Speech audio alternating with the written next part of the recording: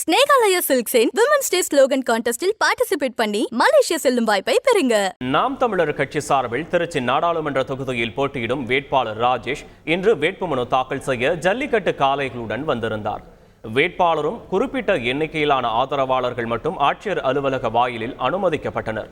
தொடர்ந்து ராஜேஷ் ஆட்சியர் பிரதீப் குமாரிடம் தனது வேட்புமனுவை தாக்கல் செய்தார். அப்போது சாட்டை துரைமுருகன் மற்றும் நாம் தமிழர் நிர்வாகிகள் உடன் இருந்தனர்.